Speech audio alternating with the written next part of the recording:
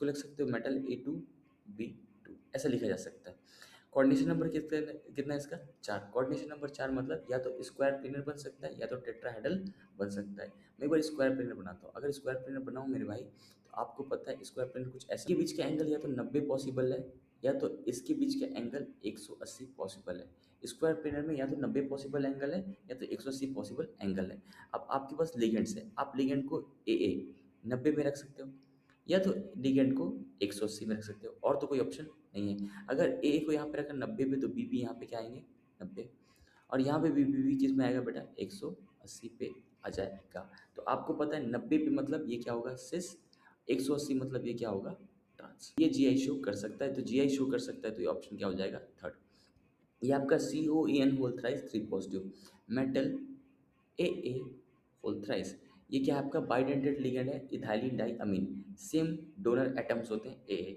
इसका coordination number कितना होगा बेटा 6, क्योंकि बाइडेंटेड है। अब कोऑर्डिनेशन नंबर 6 है तो इसमें शेप क्या बनेगा ऑक्टाहेड्रल, ज्योमेट्री क्या होगी ऑक्टाहेड्रल। ये क्या होगा स्क्वायर, एक ऊपर और एक नीचे। आपको ध्यान रखना है अगर आपका लिगेंड ए है मतलब ए और ये ये जब भी बाइडेंटेड लिगेंड बनेगा बेटा ये हमेशा 90 डिग्री में ही बन सकता है, 90 डिग्री में ही बन सकता है। आप ये नहीं बना सकते, इसमें ये बॉन्ड नहीं बना सकते, ये गलत हो जाएगा, ये 180 पॉसिबल नहीं होता। आप यहाँ बॉन्ड बनाओगे ए, उसके अपोजिट 90 डिग्री ये ए, यहाँ बना दो ये ए उसके अपोजिट 90 डिग्री ये बना। ये जो कॉम्प्लेक्स है ये बेटा ऑप्टिकली एक्टिव ही होगा। क्यों ऑप्टिकली होगा? क्योंकि इसमें प्लेन ऑफ सिमेट्री नहीं है। प्लेन ऑफ सिमेट्री क्यों नहीं है मेरे भाई? इसके रिस्पेक्ट में यहाँ पे बॉन्ड होना चाहिए था, क्या है नहीं है।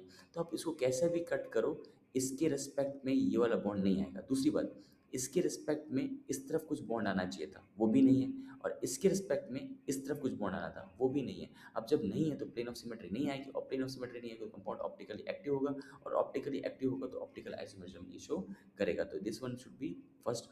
अब यहाँ पे देखना CONH3 NO2Cl2, मेरे भाई ये NO2 है, इस लिगेंड को आप यहाँ पे नाइट्रोजन से लोड पे डोनेट हो रहा है, इसको आप ONO के फॉर्म पे भी लिख सकते थे, ऑक्सीजन भी अपना लोड पे डोनेट कर सकता था। जब मॉलिकुलर फॉर्मूला सेम होते हैं लेकिन डोनर एटम्स अलग होते हैं, यहाँ पे नाइट्रोजन होता और यहाँ पे ऑक्सीजन होता, इसको क्या बोलते हैं लिंकेज आइसोमरिज्म। तो ये ऑप्शन फोर्थ करेक्ट हो जाएगा बेटा। यहाँ पे H2O दिख रहा है बेटा 6, इसको क्या कर सकते थे आप क्रोमियम H2O होल 5 एक H2O को क्या करो कॉम्प्लेक्स के बाहर ले जाओ, यहाँ पे H2 लाओ, ये क्या हो जाता है बेटा उसको बैलेंस करने के लिए एक Cl अंदर ले आओ, Cl क्या बन जाता है Cl2। इस टाइप के आइसोमर्स को बोलते हैं हम लोग सॉल्वेट आइसोमरिज्म या तो हाइड्रेट आइसोमरिज्म, राइट। जब